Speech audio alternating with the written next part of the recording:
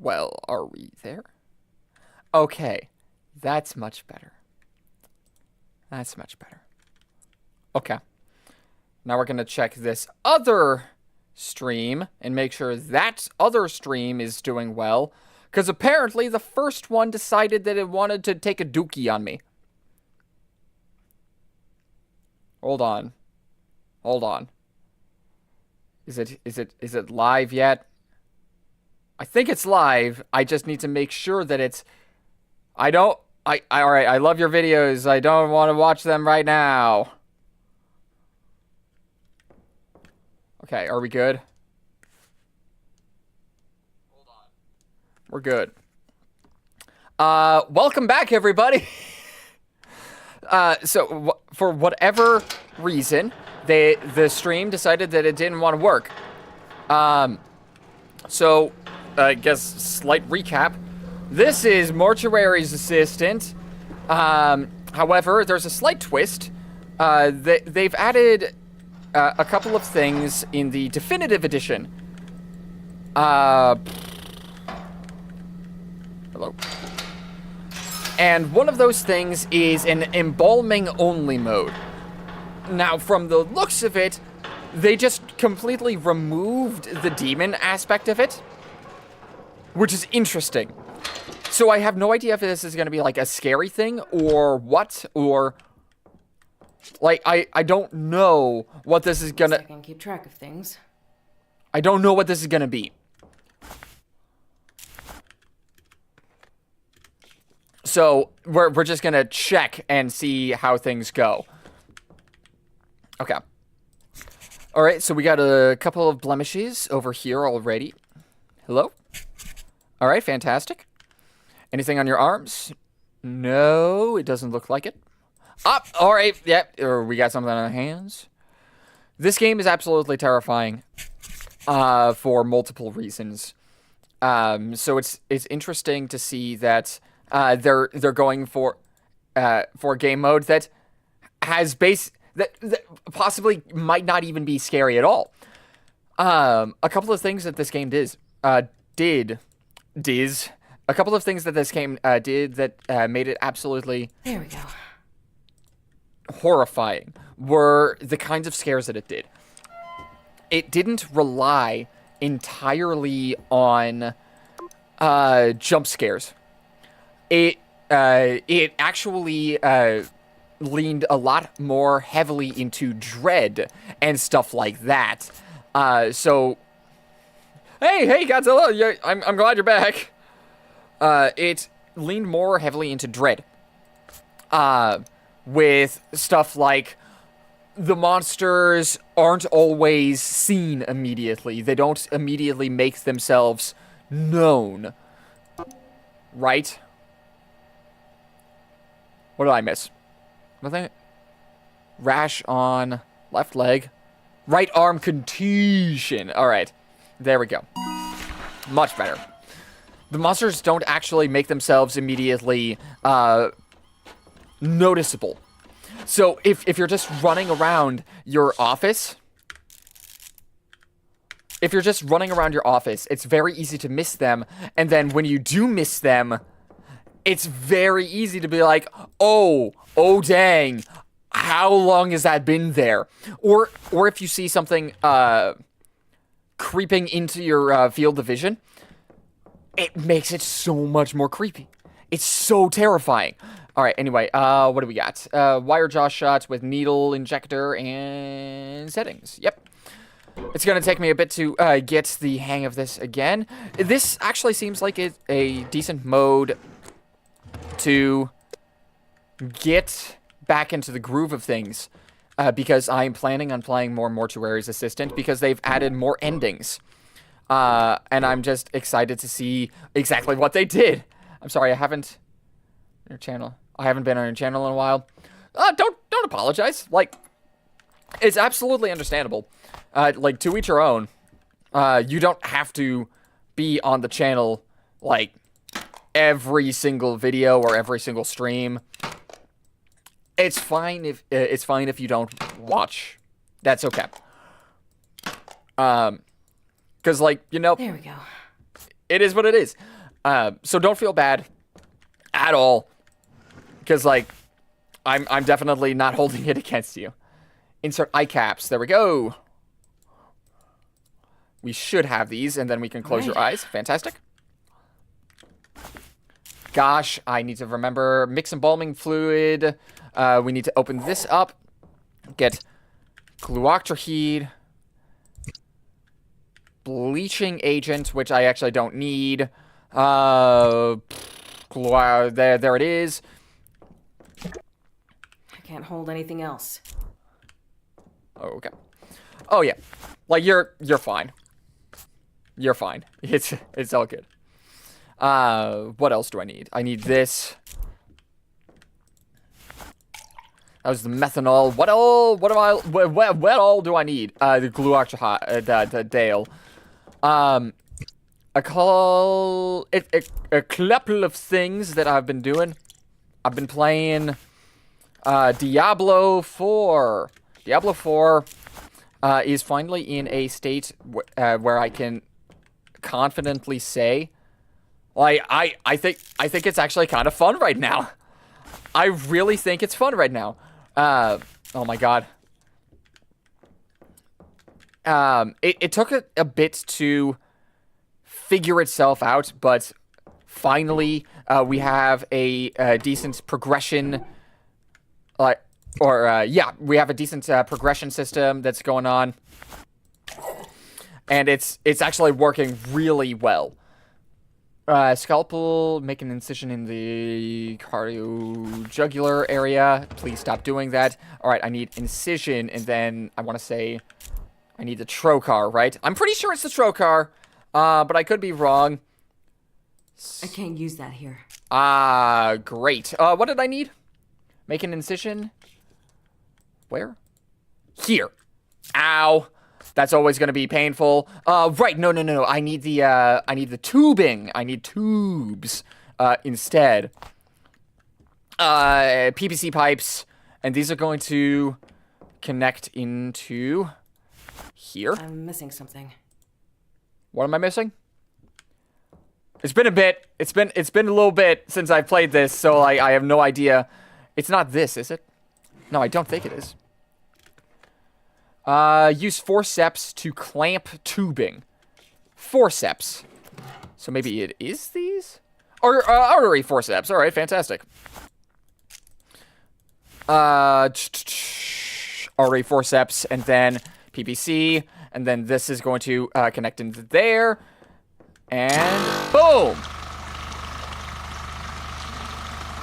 This is very jarring, because I'm used to needing to, like, do 10 billion things at a time. It doesn't even look like I need to go into this this area, which I can't even do. Gorebox. You should play Gorebox? I have no idea what Gorebox is. What's Gorebox? A small explanation would be fantastic. Okay, we're gonna turn that off, and what else do I need? Turn off pump, remove tubes, and incision. Fantastic. Huh. All right. Like it never happened. I'm missing something. I believe I have the trocar. I need to fill empty IV reservoir bag with cavity fluid. All right. This is the IV reservoir bag. I'm pretty sure it's back here, right?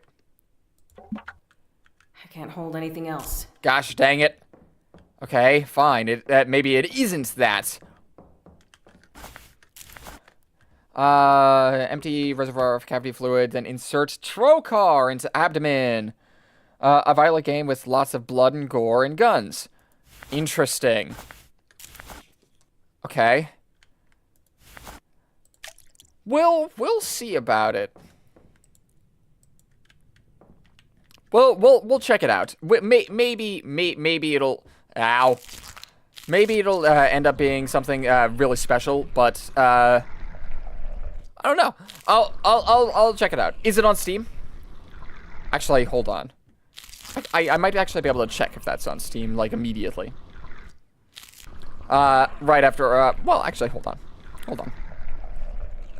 What do you say it was? It was... Oh, right, I'm planning on playing that as well. Gore box. What is this?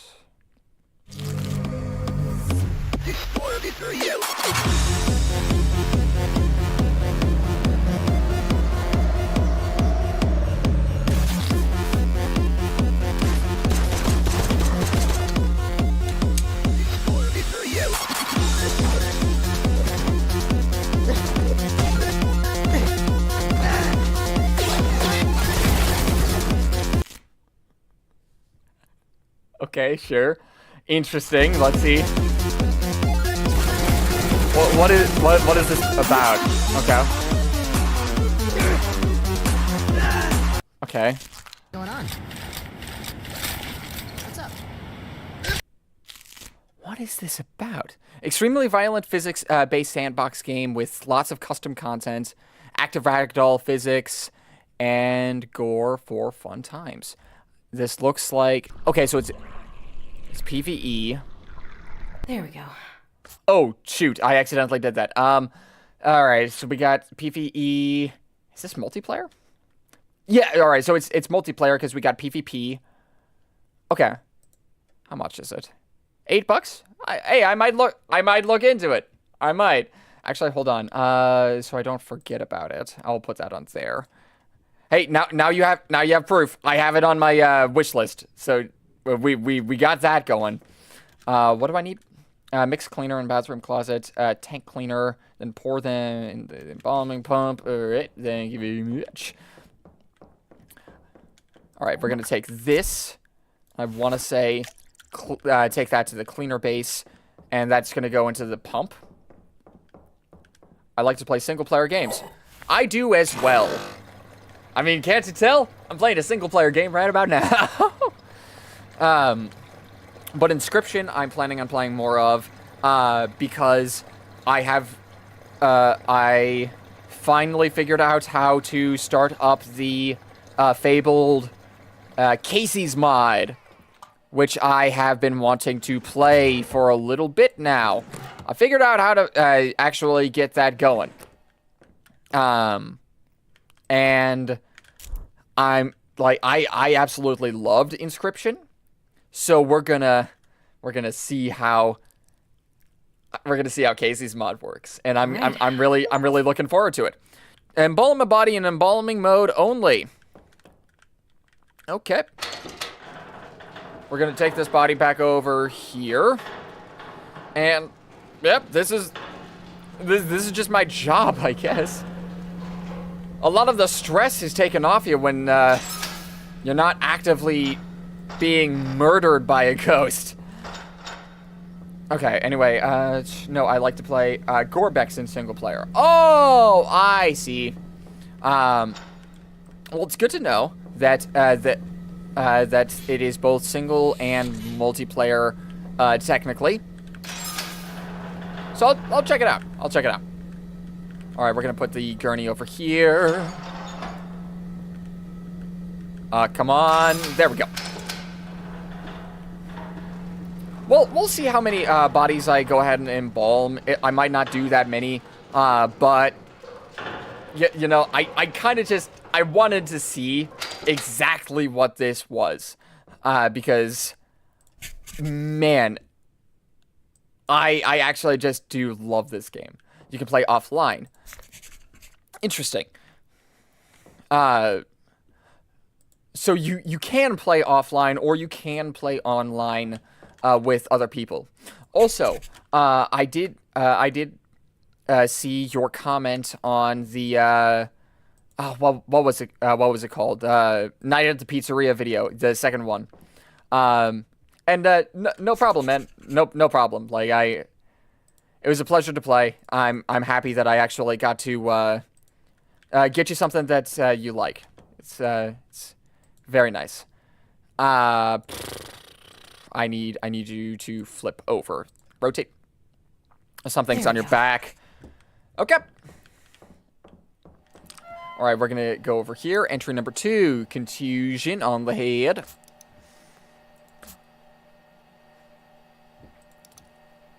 No, that's the leg. Oops, apologies. And then we got the shoulder, left shoulder. Mole on left leg. We got, your name was Brandy Estrada, you're 66. You probably had a couple of extra lives in you, but, sorry. You probably could have had a couple of extra years on you. Very sorry that you're here. Okay, we're gonna take this over. Yeah, this is... There are no scares. Part of me was kind of expecting this, but also part of me kind of wanted for some of the scares to be here, because that's a huge part of the game. And man, it is just embalming. Okay, over here. And then we got the needle things. Gonna go ahead and get this done. Yeah, it's just flat out what is it? 9 to 5 job. This is just a 9 to 5. Well, actually, no, it's not a 9 to 5 job because I work the overnight shift. At least that's typically when you're that's typically when you are playing the game. You are playing overnights. Okay, here we go. Very classy. Very classy. So, exactly why are you here? Do I need to know something about you? Very possibly. I mean, probably not. Very, very likely not. But like, I know that sometimes, my mom will, just like, visit and see exactly what's going on. Granted, she was a demon. But that's all. Okay, make an incision. Okay. Fantastic. I'm gonna need these, and I'm gonna need the, PVC pipes. Where are they? Okay. Anywhere? Are they anywhere? Hello? I remember I found them somewhere, so they have to be somewhere. Hello? Nope. All right, so not anywhere over there. Anywhere over here? Hello? Nothing? Okay, Oh, wait, no, oh, God! This is flat out easy mode, and I still managed to scare myself. Great. I'm missing something. Yeah, you're missing the thing that's already in my inventory. Oh, God. How the hell did I manage to scare myself without jump scares on? How on earth did that happen? Okay, it is what it is, I guess. Engage pump, let body drain, turn off pump, remove tubes, close incision, fill IV reservoir bag. Here we go. Not a pizzeria 2. I did see that. I'm not sure if I'll end up doing the second game. Mostly due to issues that I had, or not issues that I had with, like, the game in particular. It was issues that I had with recording it. It was an absolute nightmare to edit. And, like, it is what it is. But, like, the game is fine. The game is fine. It took a lot to edit and actually get to recording. IV reservoir bag, trocar. We're gonna, ow. Okay. Whew. Oh, right. Yeah, I'm sorry, just letting you know it is unlikely for me to play, the second game. It just is what it is. What was I gonna say? Right. I'm gonna be streaming earlier tomorrow on Friday. There we go. Like actually quite a bit earlier. So if you care to join in, look over on the channel at about, I want to start at 4 p.m. Central Standard Time. I think that's it. I think that's the time that I'm going in. Tank cleaner, right. We're going to go back here, get the tank cleaner, and it's going to be good. Okay. Cleaner base. Yeah. All right, it looks like we got another individual in chat. Hello, greetings. We're just doing our 9 to 5 right about well, we're doing our 5 to 9 right about now, and it's going absolutely wonderfully. No demons here at all. We're gonna, dang it, we're gonna clean the your face. What did I need to do? Moisturize your face. Okay. This is all good. This is good. All right. Good. Okay.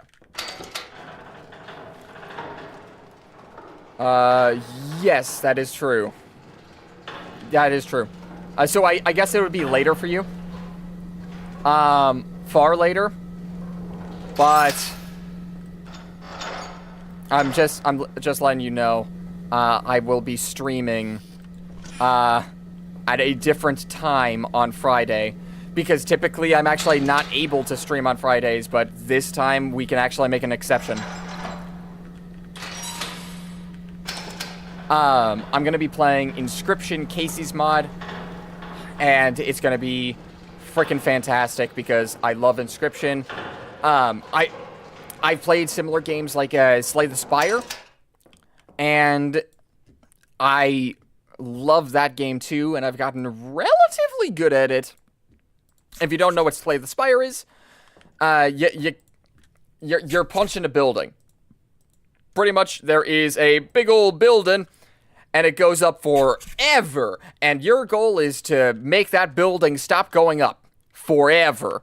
So you punch the building really hard, and eventually it just stops. It stops doing anything, right? I love that. Hey, so how's the stream? Stream's going pretty well. There we go.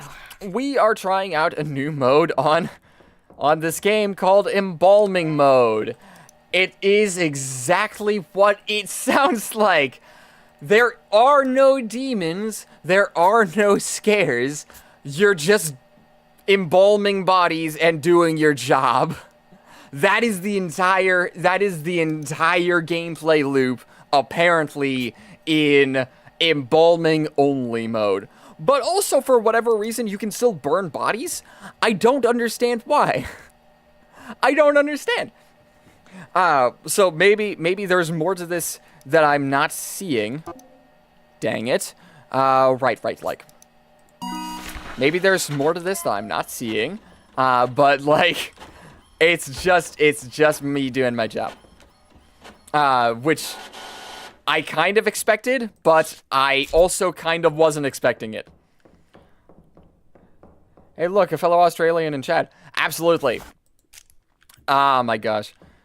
I'm really happy that you guys are actually here, cause you know, I did not know what to necessarily expect when I was getting into this.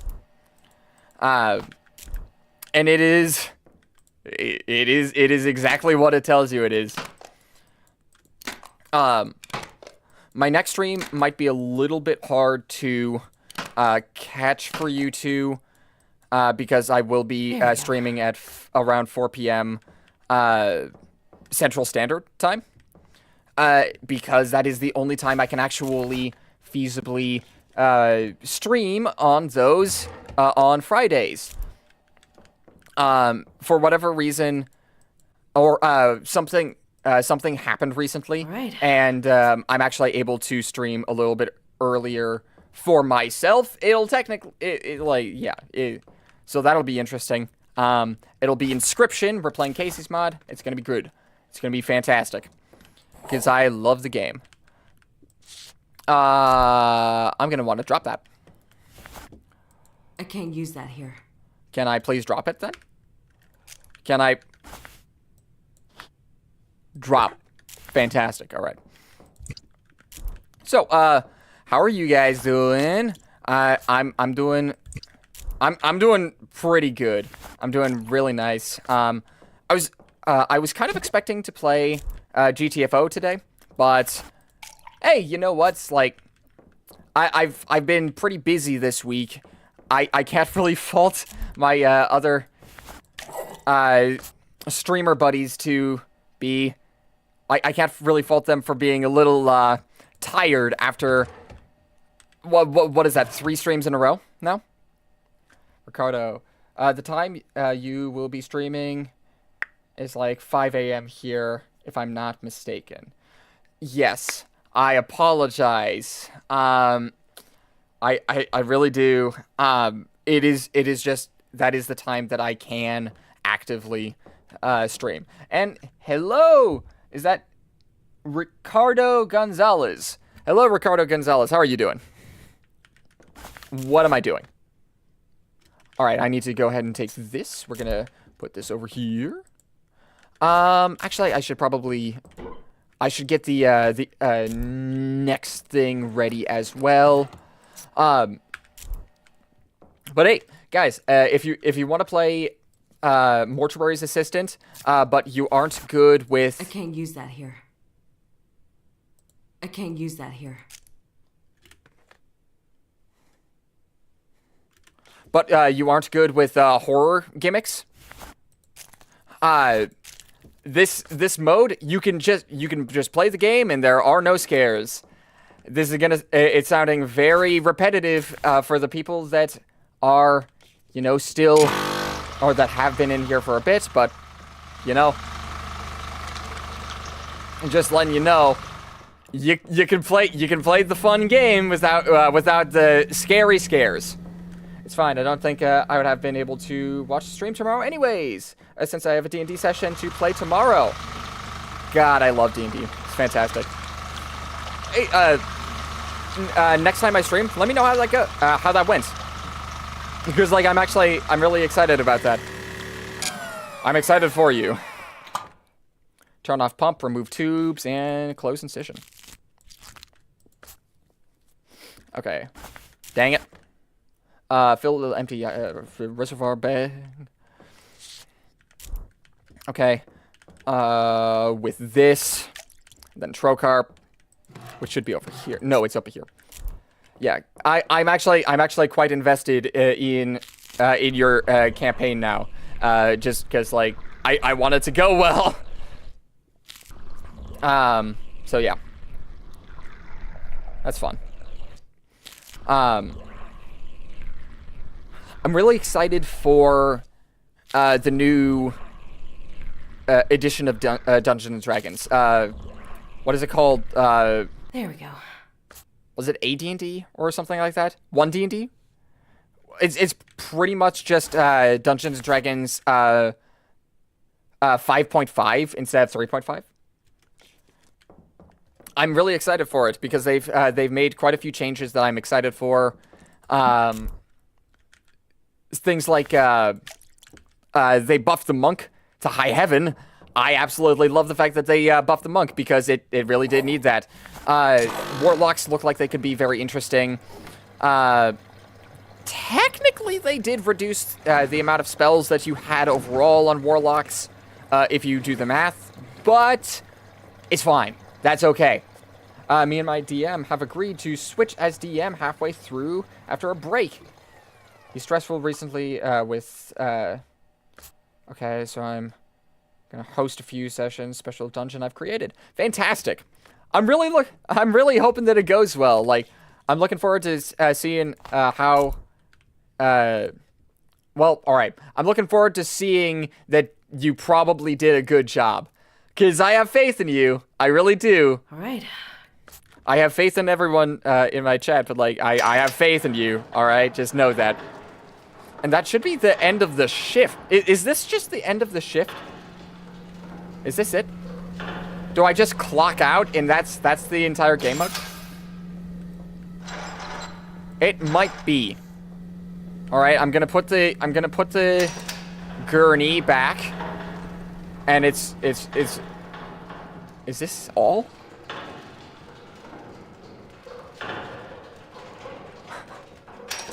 I'm gonna be a little dumbfounded if that's it. Can I just leave now? Can I just, do I just log out? Do I need to log it out of the computer and that's it?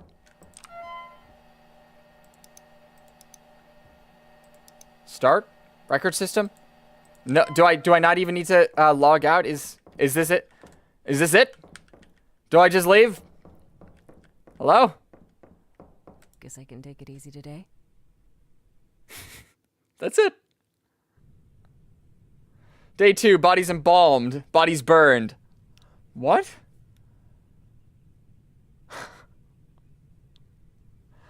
That's the game. Oh my god. I'm gonna leave the lore surrounding vague so that my DM can fill in all the lore blanks forward.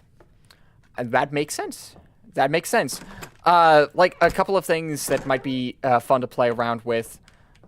All right, I think I'm gonna go one more shift, and that'll be it. But a couple of things you can probably play around with is the setting. Keep track of things. If you can manage to hide the setting of your dungeon, that would be interesting. So it could be like in a integral or like important spot for your players.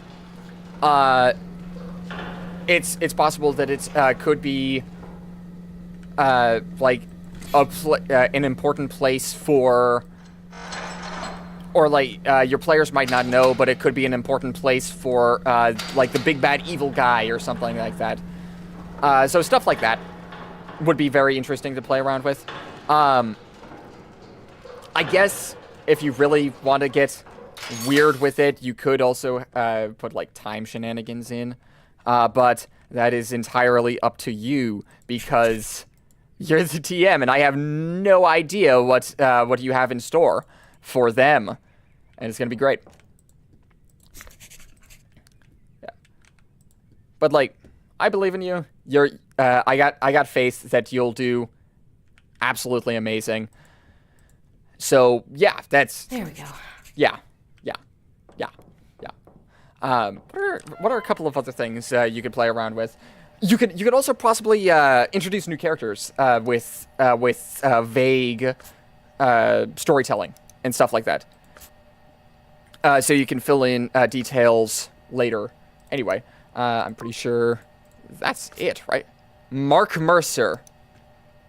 It's Mark Mercer. We found Mark Mercer, famously Matthew Mercer's brother? Let's say a long-lost relative. That's probably it. The dungeon is kind of just being plopped into my DM's current world, out of the way from the story stuff he's planning. It's just kind of place board rich. Made by a board rich nobles. Hey, board rich nobles? That's fine with me. Like, that's how a lot of stories. That's how a lot of good stories happen. Bored rich nobles are great. Well, all right. Maybe I should rephrase that. Bored rich nobles are great for storytelling purposes. Is everything going to be in the same spot? I mean, I hope so. Yep. All right. So that's nice. Oh dear. Yeah. And I know I didn't do a very good job of explaining my There we go. my campaign earlier. So I apologize for that. All right. Basically, if you're familiar with the movie The Thing, that's a lot of the idea that some of the stuff is coming from. Pretty much, someone got infected, and now they're just like, you know what, maybe I should infect the rest of the world with clown juice. And then they did, because you know, that's how the story has to happen. Right? And then our party's gonna be like really fun. They're gonna. I figured out how I'm going to introduce one of the other characters, because originally the plan for one of our party members was a fisherman in a clown-pocalypse world. They were gonna play a fisherman. And I actually have a way to introduce them if they decide to keep going on that route. So the way it goes is they had to a bunch of people survived the clown apocalypse, and they needed to find a way to survive. A lot of people found out that hiding underground is very useful for surviving. So they went ahead and did that, especially since that's very effective for, like, gas attacks and stuff like that. A bunch of people hid underground. 10 years later, people are looking low on resources and stuff like that because not everyone has a cleric and stuff. And they have to go outside in order to figure out what's going on. Right? They need to get resources, food, shenanigans like that. Yep. And they're going to find someone on the outside. This could be an NPC, or it could be one of our player characters. And that person is going to tell us... a couple of things, like... the fact that they did a little bit of searching into the clown virus, and apparently there is one thing in common with all the clowns. They all have the same person's DNA in them, which means if you can, which likely means if you can kill the big guy, the rest of the clown people will just stop being clowns. But that's just a guess. To them. Unfortunately, they don't actually have a way of getting to head honcho clown man. However, they do know that there were a couple of prophets in the area, or like advisors or whatever. Unfortunately, they died. However, they died before they turned into clowns, and now they possess statues in an underground area. Our party's gonna have to figure out where they are and fight a bunch of mutant clown things, because not every person actually turned into a proper transformed space clown. So we have a bunch of failed experiments in the basement. And now, what do we got here? I'm planning some interesting stuff, such as fight against a shadow that takes the form of the party members, or an undead hero who offers a trial to test the party's strength. Both can be very interesting, and both can be very, how should I say? Both can be very flexible. Because if you know how the party is already, you can do a lot of stuff with the latter option and try and challenge your players specifically to think about their characters in a different way. I always like when you can kind of fit that idea into a story. Whether it be a challenge of physical strength, emotional strength, or just whatever. The latter option really gives you a lot of freedom to do that. And then, obviously, having your party fight themselves, if you have ideas on what their character could be doing, but they're not, you can do those things to them to give them ideas to better play their characters in the future. Right. And really make the and really try and make them conscious of what they are doing in their character's shoes. You know? You can really get creative with some of this stuff. Yeah, the Shadow would be using the same tactics they use, such as the Moon Druid, who constantly wild shapes. Interesting. Okay. Kind of just like, hey, this is what this is exactly how effective your character is, because now you get to fight it. It's really interesting. And I love it. I love it when you can kind of get to do stuff like that. Plus, like, just lore behind shadow monsters. That could be cool.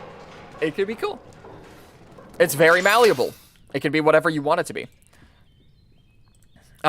Maybe, and like, you don't have to, again, you don't have to take any of these ideas. Maybe the shadow monster starts to also take on aspects of the personality that they're copying.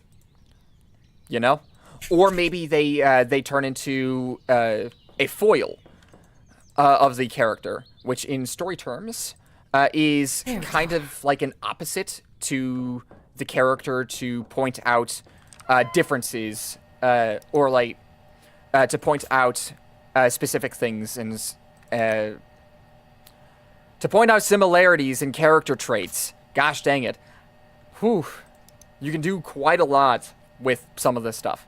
And I think it's very fun. There's just a lot of stuff that you can do with it, and I'm kind of happy that you're actually going for it, because like not everyone has the courage to do that. Although it would be just a party versus one shadow at a time, since 5v5 battle would kind of mess in gameplay. Interesting. Okay, so it would be, would it be like a copy of one person? Would it be the copy of one person and the party has to fight that one person? Because that might be lead to a very one-sided fight. But if you're fine with that, that's okay. Or would it be like a copy of everyone, where like the shadow can change between each person and like take pieces of their characters intermittently? Because like a 5v5 could be interesting. The only issue with the shadow fight is the best way to make it interesting would be to section off the party and make it a bunch of one-on-one fights. The issue with making a bunch of one-on-one fights is it slows the entire campaign down. It slows the session down. And there are ways around this. There are absolutely ways around this. However, the most interesting variation of this trope I have seen, it is almost always one-on-one fights. But we can absolutely see if other variations could work. As in, you fight all of them at once, all of them one at a time. One character per phase per 5 phases. Okay, interesting. I like that. It's a 5-phase boss fight. I like that. That's fun. That's very fun. We need to drop the thing that I just picked up, because I thought I was gonna be smart and work ahead, but apparently I was just being dumb and working behind. Opening this formaldehyde. I'm not even gonna pretend like I know how to pronounce that. Medical terms are janky as all get up. Yeah. But continuing on for, what do I need? Methanol? That's this thing. Continuing on for the clowns. They're gonna, after the, frickin', what's it called? After they, figure out the prophet is going to tell them, hey, here's how you get into, big man's office. Pretty much. Here's how you do it. there are apparently, the key to get in is separated into 3 pieces. And those 3 pieces were spread out among masters of their craft. Supposedly. Right? So you have to beat 3 super clowns in order to get into Big Man's house.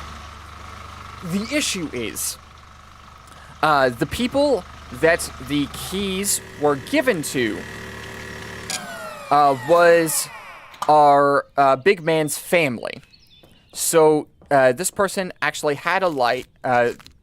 This person had a life before they were a clown, and they were a decent family man. They were turned into a clown, went insane, and had and felt a connection with the people that used to be his family anyway. But he couldn't ever figure out why. So he entrusted his keys. So he broke his key into 3 pieces and entrusted it to his family. So you have to go through his family in order to actually reach it. So that's another piece of information. Plus, all the party's abilities being copied would slow the battle down, such as my cleric, who's insanely good at healing, or the stupid tanky wild shaping druid, There we go. or the battle master ranger who has a beast. Yep. Oh, so you have a multi-class fighter ranger. That's fun. Mixed cleaners and bathroom, right? Yeah, that's freaking fantastic. But yeah, you are absolutely right. It could slow combat down quite heavily. The only time I'd feel comfortable doing a story bit like that with shadow monsters and stuff like that, the only time I would actually feel comfortable with it is if you're already several sessions in, right? Because if you're several sessions in, you get a general idea of what the player does with their stuff anyway, and you have an idea of what they have in the first place. But that also could just be my party members, because they will not stop talking about what they can do. I want to avoid a really long 6v6 battle. That's why I'm making it 6v1. No, that's completely understandable. That is entirely understandable. Like, I get why you're doing it. Because making it only one monster is far easier on yourself. It is far easier on the players. And it's far easier to understand kind of what's going on. Just in general. That just is how it is. So, like, I absolutely understand where you're coming from. Oh, that's the wrong area. I understand where you're coming from.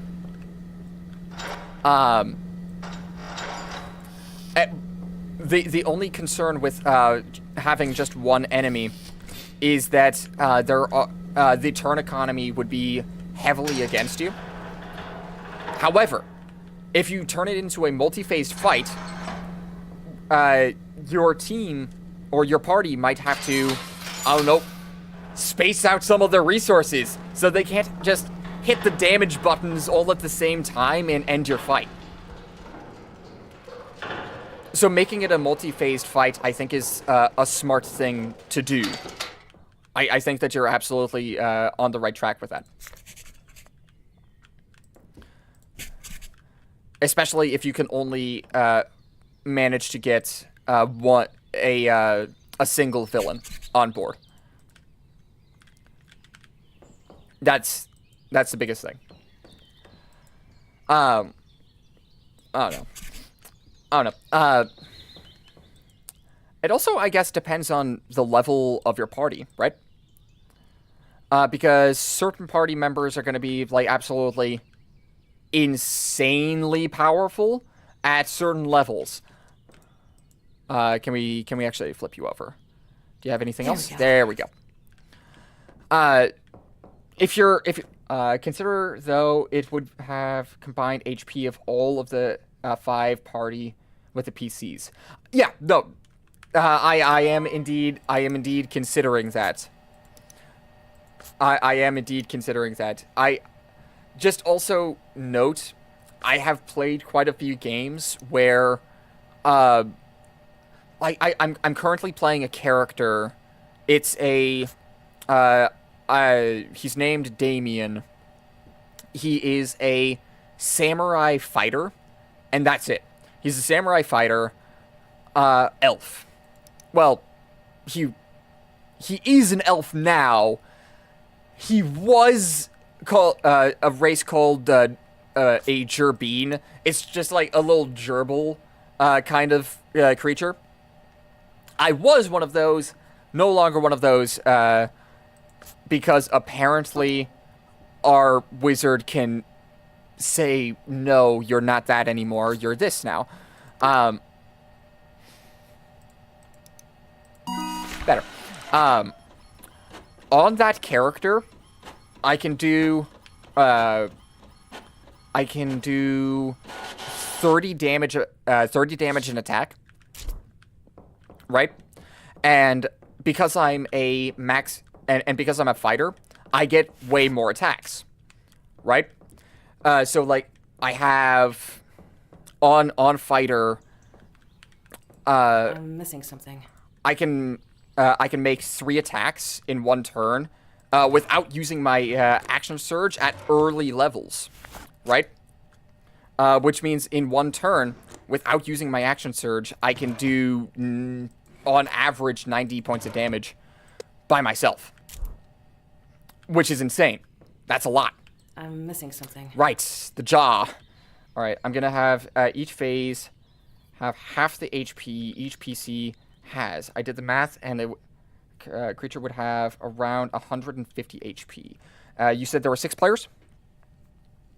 Okay, let's divide that by... divide that by 6. Around 30 HP per phase. No. Wait. 25? About 25 HP, I want to say, per phase. 30 HP per phase. No, was I right?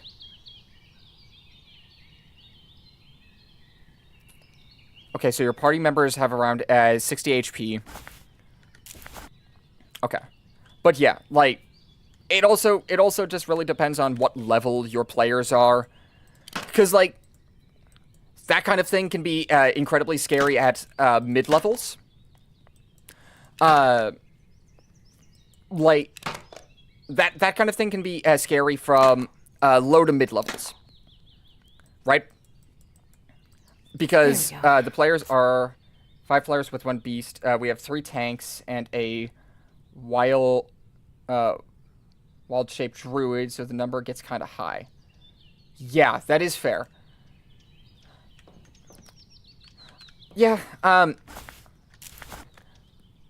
and you probably know this better than anyone.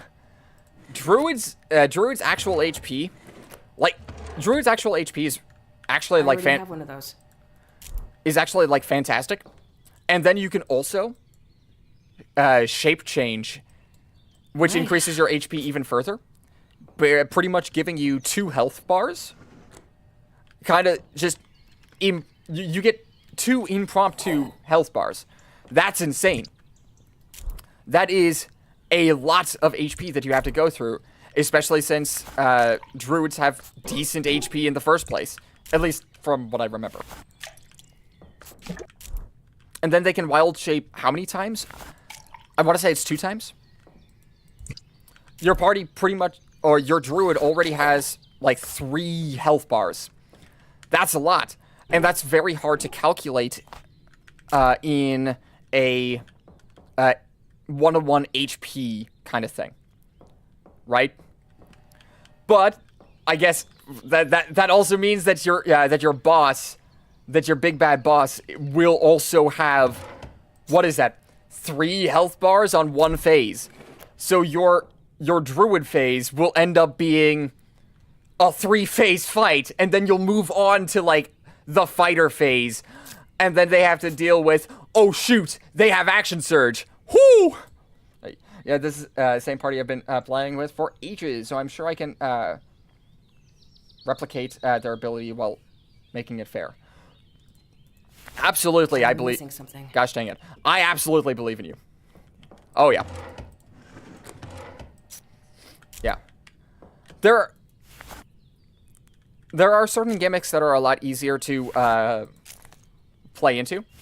But, like, if you already know, like, a favorite creature that your druid likes, it's easy.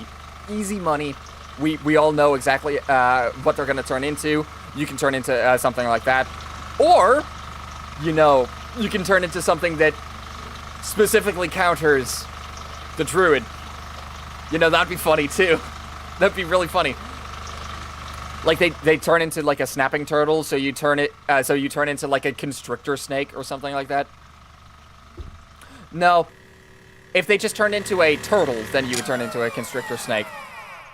Because I'm pretty sure snapping turtles are pretty darn effective against, in melee combat. Have you ever tried fighting a frickin' snapping turtle? I haven't, and I'd never want to. Because, man, are those things scary. The fact that they're only CR, like, what is it, 1?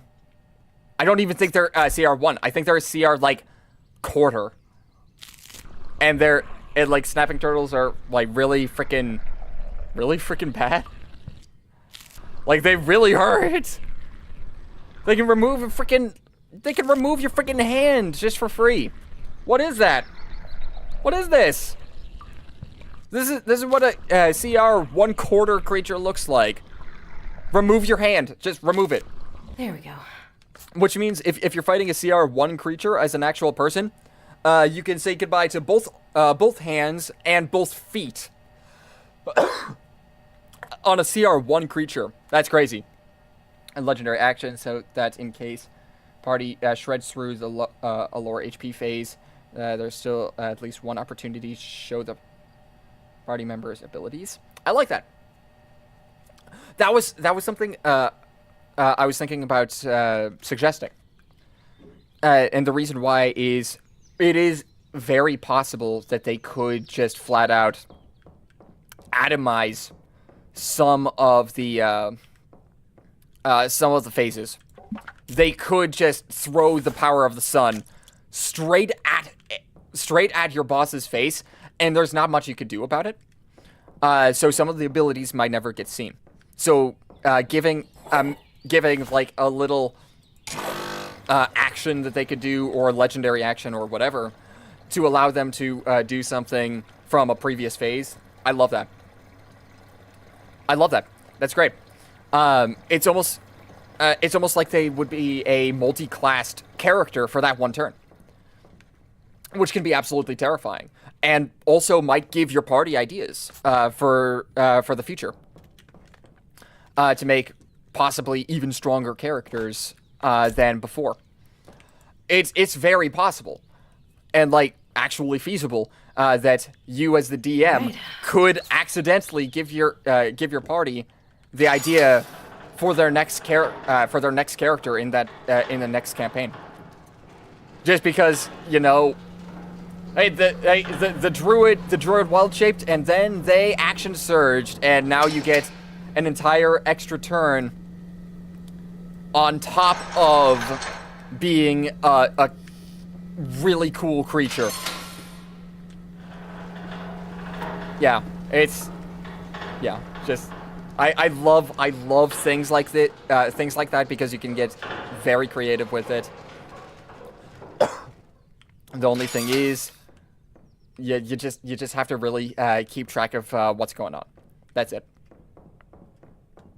But yeah, it is what it is. Yeah, I could use a break. Yeah, there we go. This is a very relaxing mode. For a very not relaxing game, this is a very relaxing mode. But, I said I was, well, hold on. How long is this? That's not that long. What are you thinking, guys? Are you thinking one more? Are you thinking one more shift, or should we just end it right about now? I'll give you guys the thing. I'll give you guys the option. If you want to see a little bit more, I will absolutely play one more shift.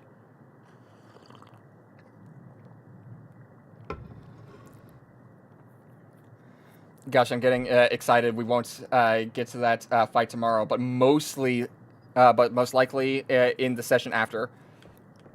Okay, that sounds freaking amazing. That sounds amazing. All right. All right. Let's see. What do you guys say?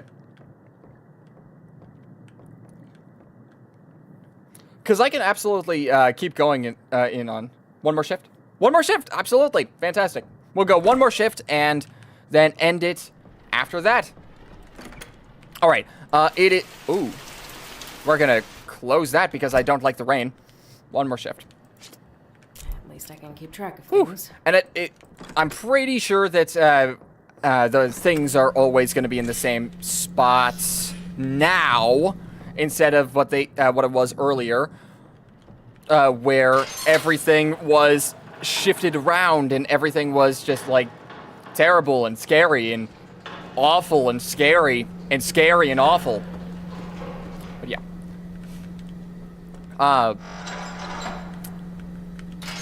Whew. Yeah.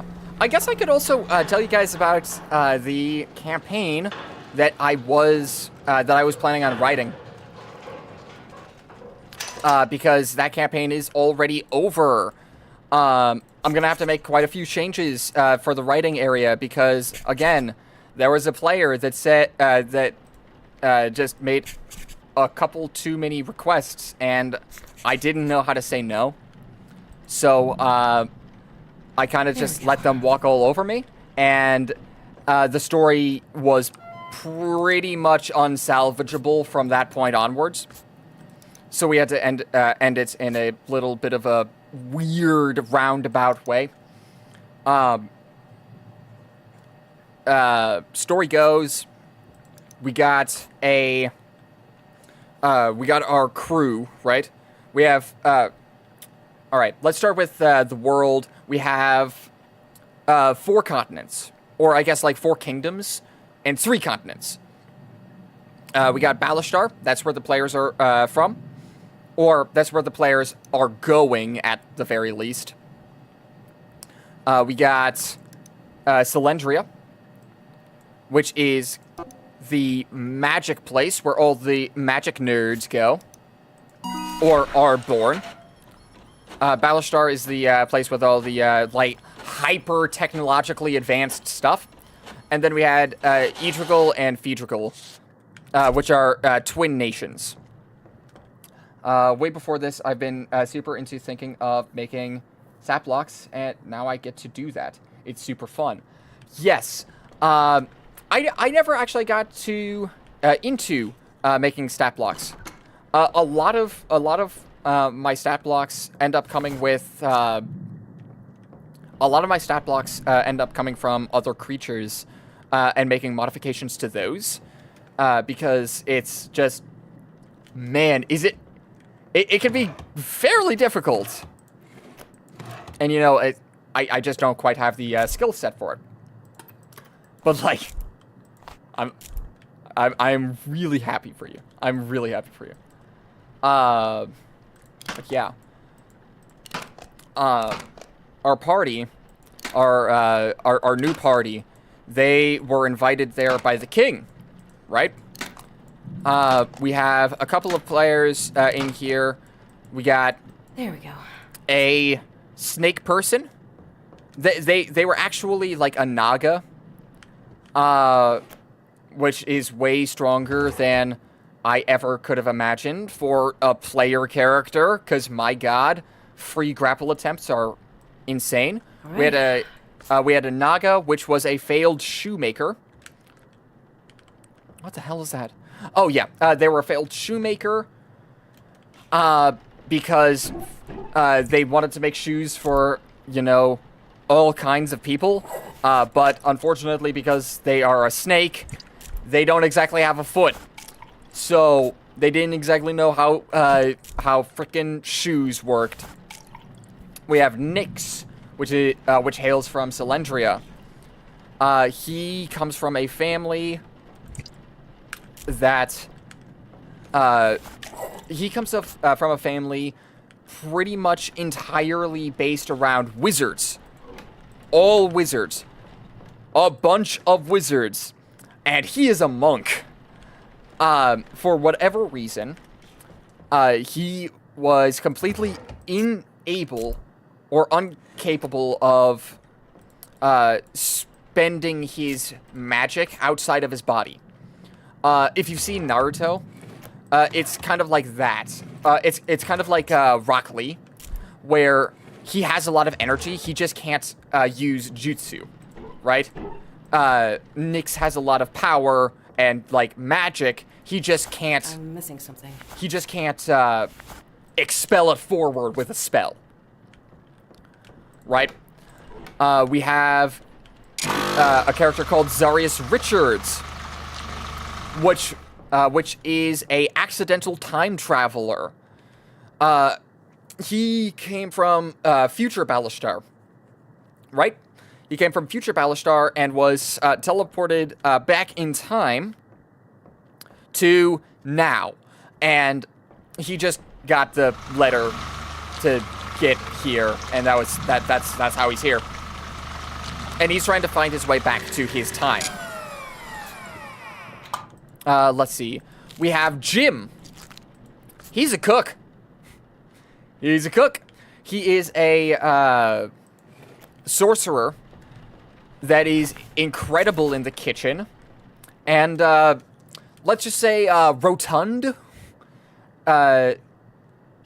He decided to take a 2 in one of his stats, so he made it dexterity. So he decided to make Jim morbidly obese, and that was the character. The unfortunate part about Jim was it was absolutely impossible to damage him. But we never have to actually get into that. Right. That's our main 4. That was our main 4 party. They were invited there by the king, and they were selected by a guard called Drax. Drax is secretly a golden dragon.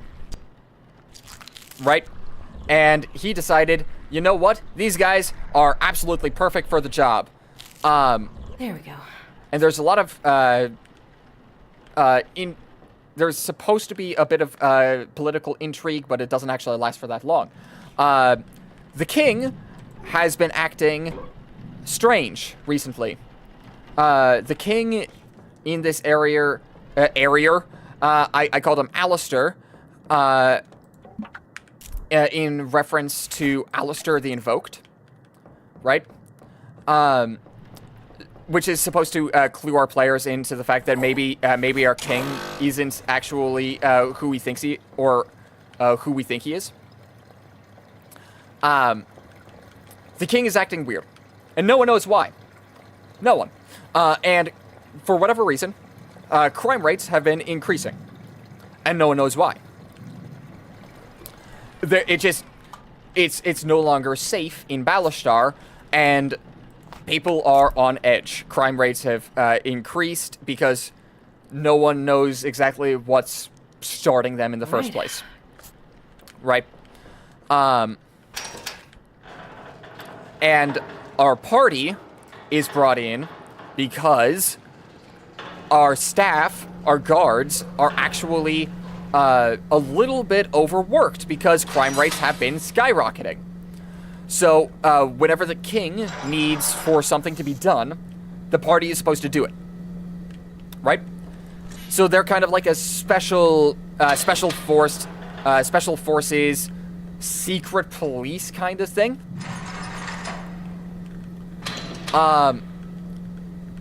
But Drax picked them specifically because he thought that they would be, loyal, good picks for them. Drax is the right-hand man of King Alistair. So when the king started acting weird, he immediately noticed. And started precautions for if this could actually be a traitor, right? Because King Alistair didn't want power to go straight to his head. So that's why. So on paper, we're supposed to be here. There we go. To protect the people. In actuality, we're here. They're told that they're supposed to be here to protect people from outside sources. Drax actually brought them here to protect the kingdom from a possible intruder as the king. That's a general gist, right?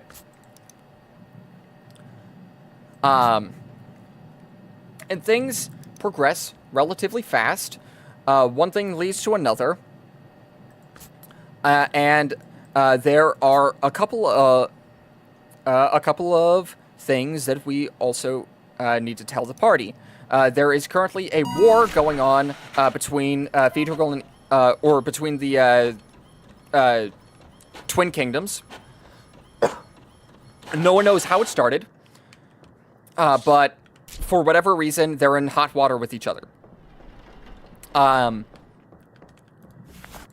And we actually get to see a couple strays from that, because someone from one of the twin areas. If I don't speak in chat, it's because I'm listening, by the way. No, that's I gotcha. I gotcha.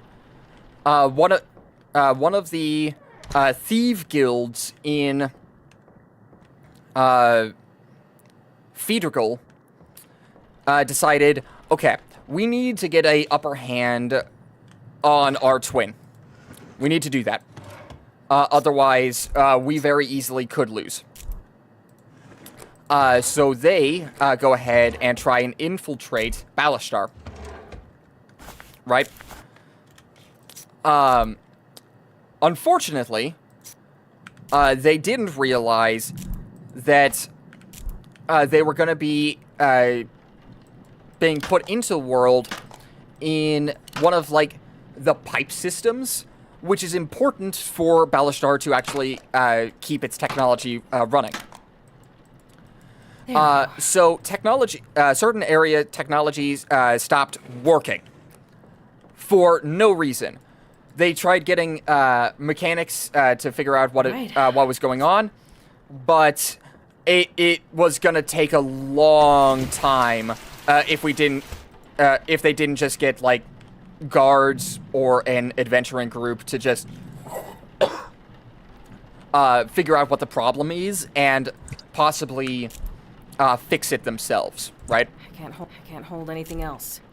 Our party's first mission is to figure out why the things are stopping. They figure out, oh, look, it's the rat person, which created a big old. Use that here. He used a big old portal to get in and absolutely blocked pretty much the energy source from getting to the rest of Ballastar. That's not it. Dang it.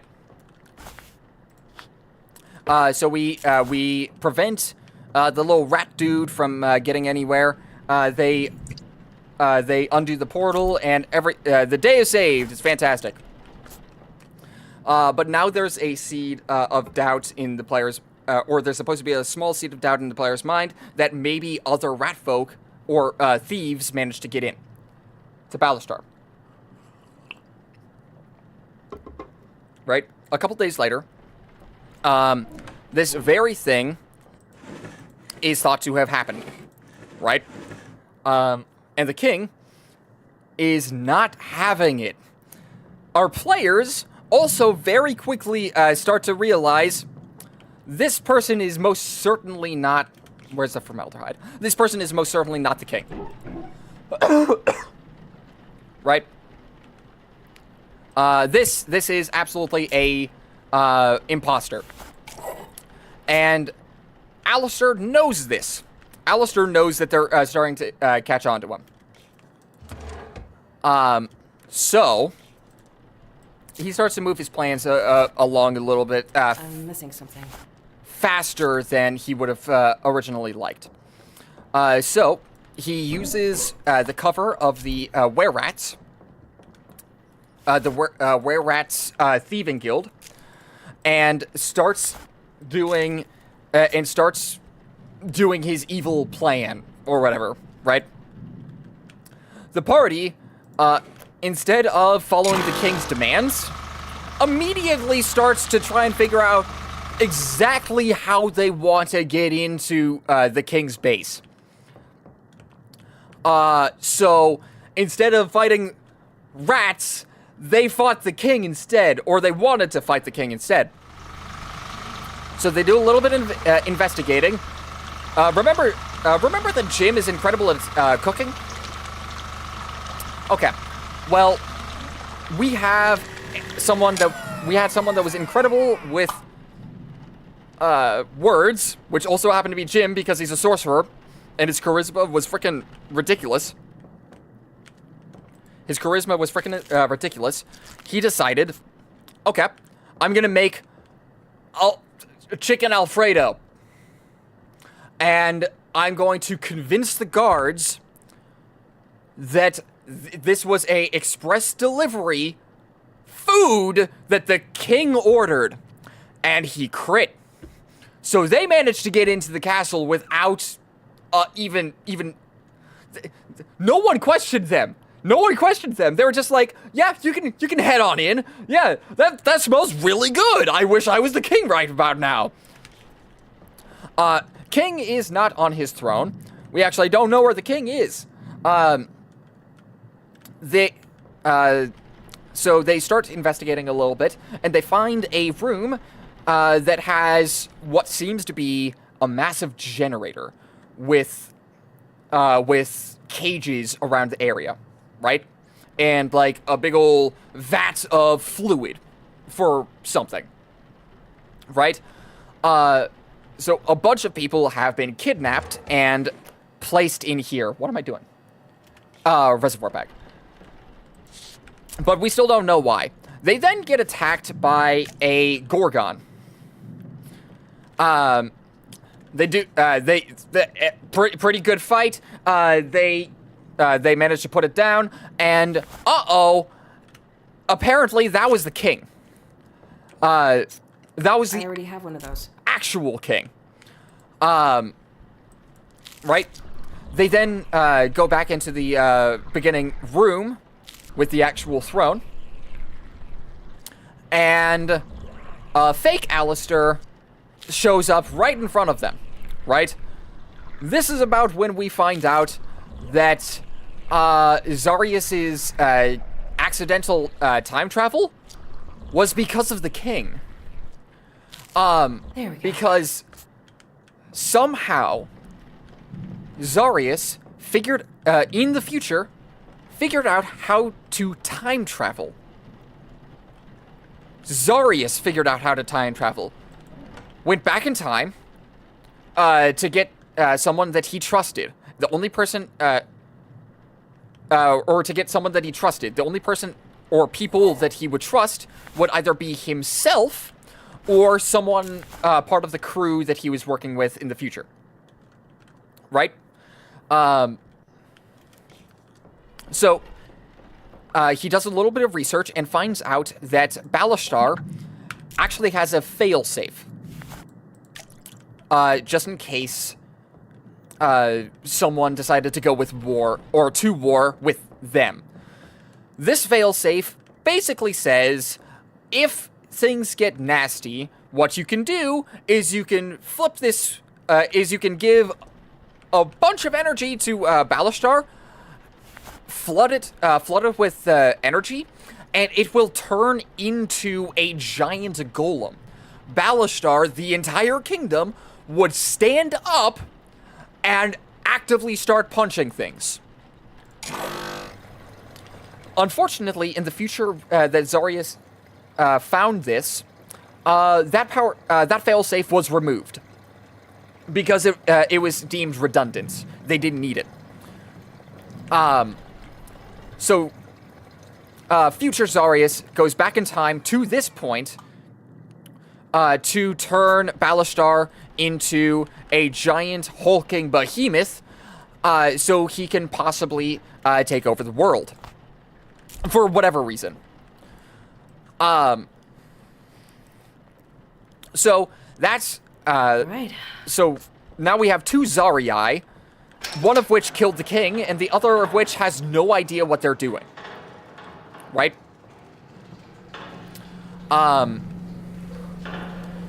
They have a little scuffle. We'll call future Zarius Prime. Zarius Prime, or let's just call him Prime. Prime is doing very well against the party, and it's not looking too good for them. After all, he's playing with his food because he's overly confident.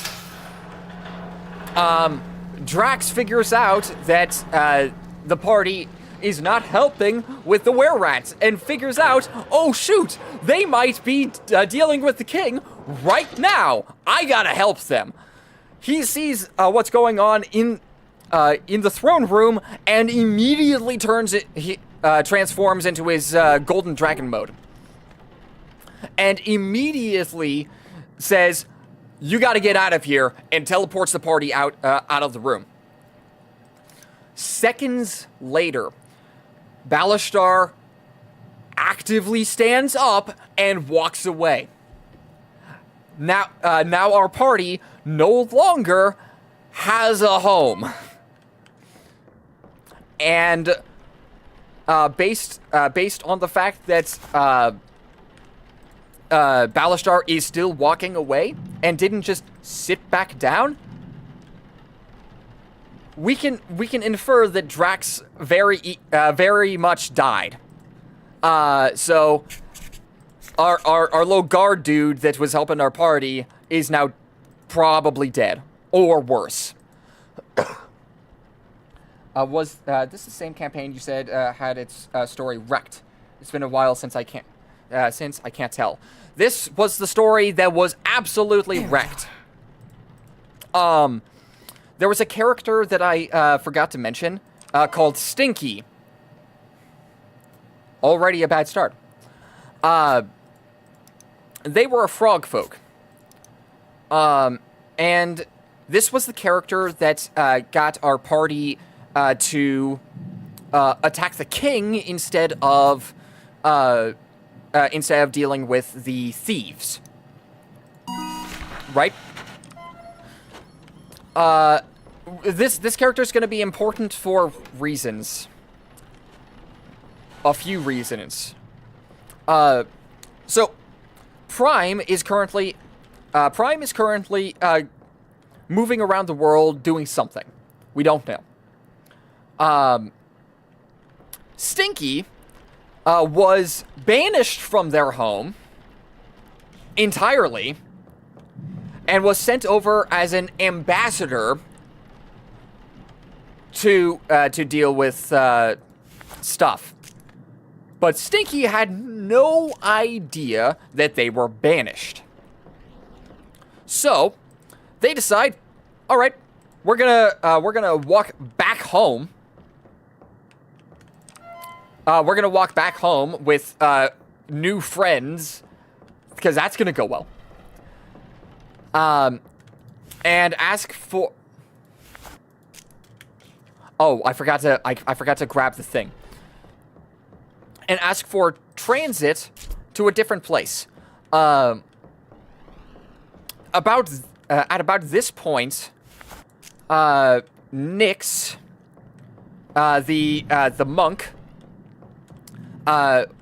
was telepathically messaged by his dad which spurs them to go to Silentria. So they now need to go to Silentria for some reason, but we're not entirely sure what. All we know is it's bad. Reason being, Nyx's family is notoriously evil. They're terrible. They're terrible people. Nyx wanted to leave his home specifically because, you know, his family was full of warmongers and war criminals and stuff like that. So they go ahead and ask the frog folks if they can go ahead and be like, you know what? Can we get over to Silentria? There we go. And Nyx actually convinces the frog folks that he's fine. Because the frog folk have a certain ritual. They secrete a certain poison. I guess you're enjoying this. Thank you. And Nyx went ahead and just absolutely destroyed this poison. And by destroyed, I mean, like, he ingested that poison and was fine. So, the guards for the Frog Folk Nation, or, like, the little area, flat out just let him in. Because he did the thing. He was a actual impressive person for that.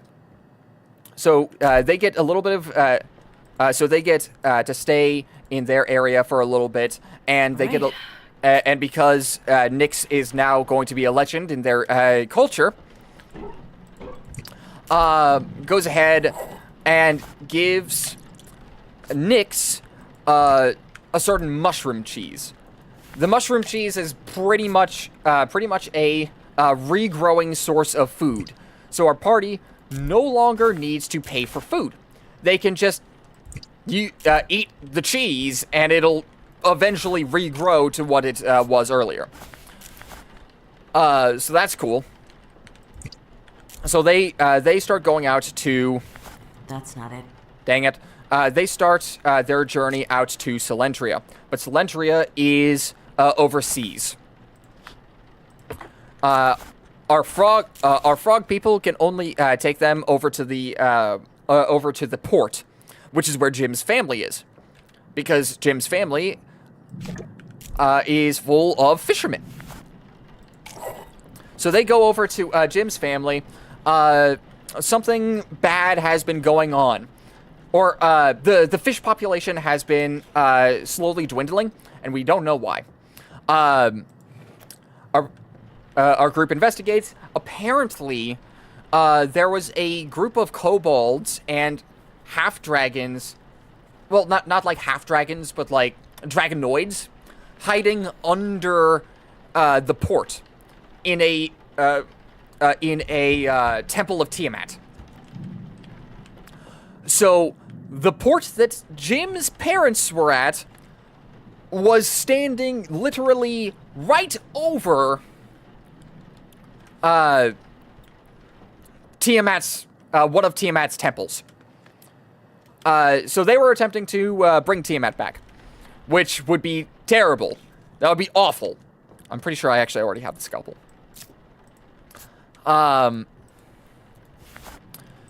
So they clear out the area, and Tiamat communicates with the party. Specifically Nyx, because he managed to not be absolutely terrified when the frightening presence happened. Because of course he didn't get terrified when frightening presence happened. I'm missing something. Gosh dang it. And Tiamat just wants to escape. Tiamat wants a body that they can leave their confinement from since last time they were sealed by Bahamut. So now Nyx understands that there is a god that wants out. And now there is also a villain that is running around the world doing something We're not entirely sure what they're doing. They're trying to free up. They're trying to free Tiamat. This stream might as well be called D&D Stories with Cymatics. Absolutely, I might actually rename it later. So Prime is currently trying to set Tiamat free for reasons.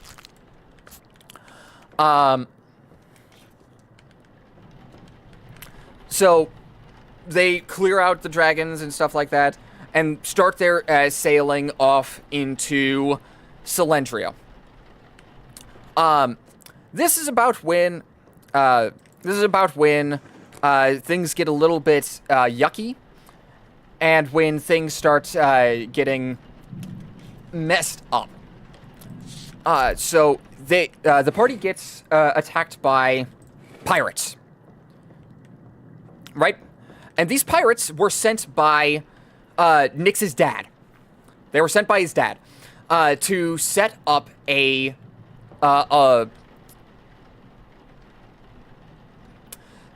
was there to set up a kind of time loop shenanigans thing because apparently Nyx's family is also fantastic at time magic. I already have the pirates get I already have one. absolutely destroyed. However, we find a small child on board. Right? We find a small child. This child, doesn't seem to be a pirate at all. They seem to actually just be a stowaway. And our party takes them in without hesitation. We then find an island. Presumably this is actually not Selendria, because there aren't any ports anywhere. But they decide to land anyway because their fight with the pirates, their boat got a little damaged. And they didn't want to take on any water. So we land, make a couple of fixes. But Nyx, and I want to say Nyx and Zarius take a look around the island and find a temple. This temple is absolutely radiating with magic. So they enter. This was a terrible idea. They enter and find a bunch of, like, nightmarish creatures and death traps inside. Right? Luckily, both of them managed to survive. However, at the end of the day, Nyx and Zarius get very tired.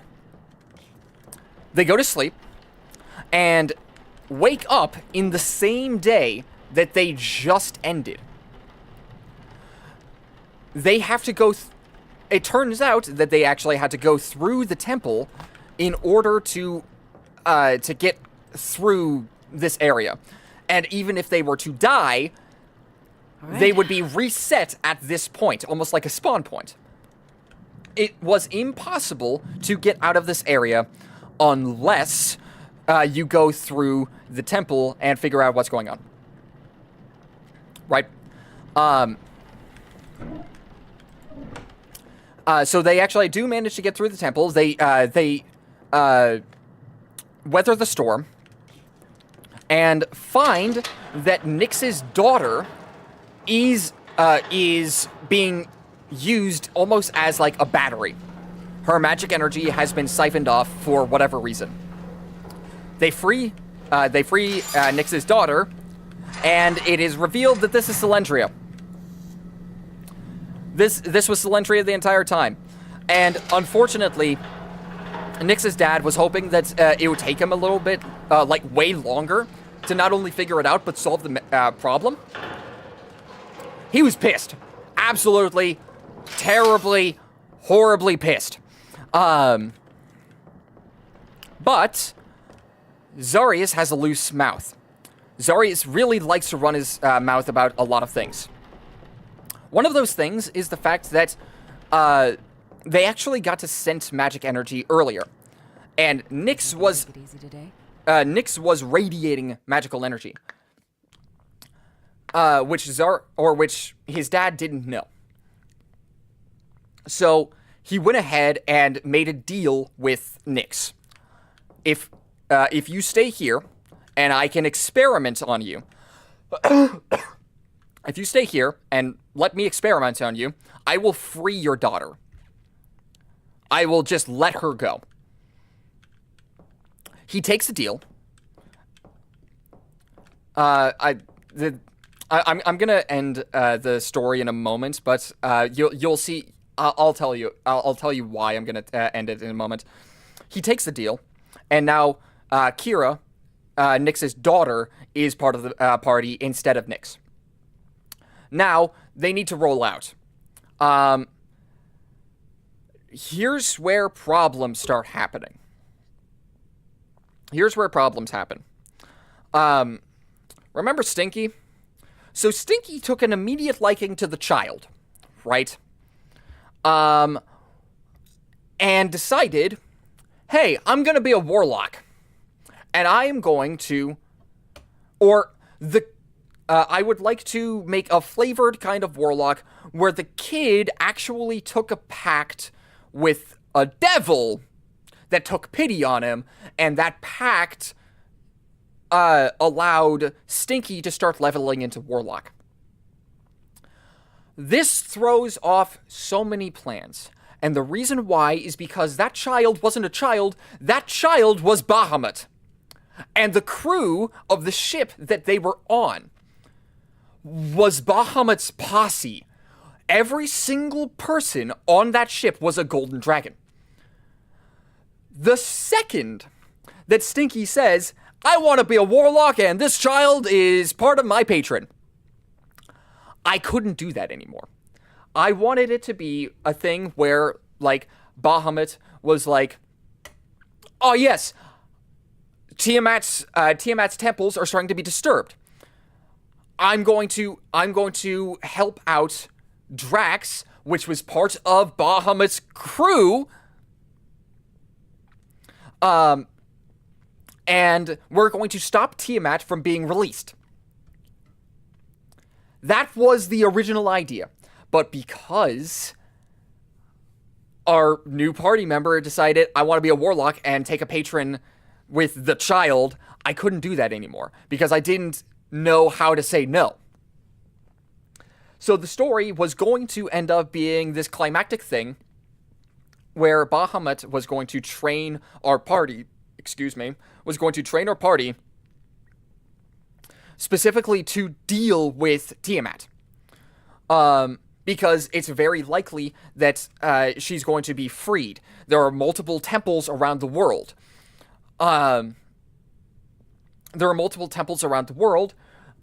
We might be able to hit up each and every temple to prevent Tiamat from actually being released. Surprise, surprise. Actually, Prime was counting on Bahamut to get involved, and because we went into each temple, Prime was able to find each individual temple and set up his nefarious plot that way, meaning that we accidentally free Tiamat, we have to fight Tiamat, and it would have been really cool.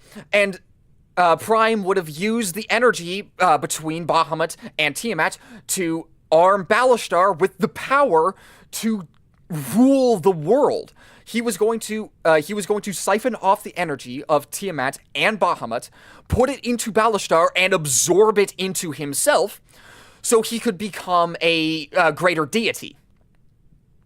But because one player decided to mess around with their character, it just jeez, what a situation. It's just it's like you can't explain why that can't happen. I couldn't explain why that can't happen, because it's just like, man, this is like the crux of the campaign, but I guess I have to come up with something else. Oops. But yeah, that's the story I was trying to tell. Instead, I had to make a character called the Game Master, which had to retcon the absolute ever living crap out of everything. The Game Master, I made him a omnipotent being that is capable of moving through timelines. And actually, no, I made it to where I made it to where he was able to move through timelines. And he went ahead and switched the timeline that they were in. And want to know what's even worse? Stinky decided that they were bored of being a warlock and decided, you know what, I'm going to be a druid instead. So the plot was completely derailed because of this warlock dip. And then they said, I'm going to be a druid instead. If I just said no, we'd have ended up in a better spot. But anyway, that's the story. I'm done for now. Thank you everyone so much for watching. Thank you for listening, because man, like I'm going to go ahead and write this. I'm going to write the story that I wanted to tell, and I'm going to put it somewhere. I don't know where. I'm just going to put it places, because I actually really liked it. I would have loved to see where it went, and you can look forward to that. So anyway, again, thank you for watching, and as always, I'll catch you in the next episode. So goodbye!